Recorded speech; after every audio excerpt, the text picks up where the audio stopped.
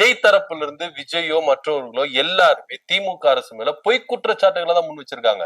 உதாரணத்துக்கு சொல்றேன், ஈரோடுல இப்ப லேட்டஸ்டா பேசினாரு, பள்ளி கல்வித்துறை அமைச்சரா இருக்கிற அன்பில் மகேஷுடைய பீரியட்ல டிராப் அவுட் ஆகுது. அது குறிப்பா திமுக அரசு இருந்து டிராப் அவுட் ஆகுது. ஆனா அதுவே முழுக்க முழுக்க தப்பு.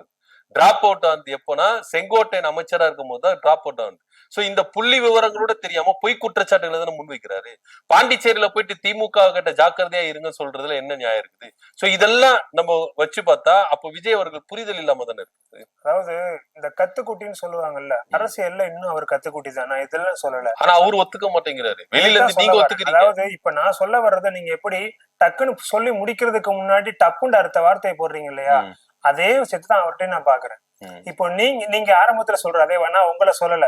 அதாவது சொல்ற விஷயத்த காதுல வாங்குறதுக்கு முன்னாடி டக்குன்னு அடுத்த வார்த்தையை போடணும்ன்ற ஆர்வத்துல டப்புன்னு பேசுறோம் இல்லையா, அவர்கிட்ட முழுக்க முழுக்க இருக்கிற விஷயம் குற்றச்சாட்டுகளை ஏத்துக்க மாட்டாருன்னு சொல்றோம் இல்லையா. அவர் விடுற அறிக்கைகளை நீங்க முன்வைக்கிறீங்க, எந்த விதமான புரிதலும் இல்லாம பேசுறாருன்னு சொல்றீங்க. இது எல்லாத்தையுமே சொல்லிக்கிட்டு தான் இருக்கும். ஆனா அவர் சுத்தி இருக்கிற நபர்கள் அவர்கிட்ட சொல்றாங்க அல்லது சொல்றாங்களா, அவர்கிட்ட கெடுக்கப்படக்கூடிய எல்லா தகவல்களுமே அவர் சரிதான் பாக்குறாரா, இது எல்லாமே அவங்க ஒரு 3 பேரோ அவங்க ஒரு 4 பேரோ இருந்து செய்ய வேண்டிய, அதை செஞ்சுக்கிட்டு இருக்கக்கூடிய ஒரு வேலைகள்.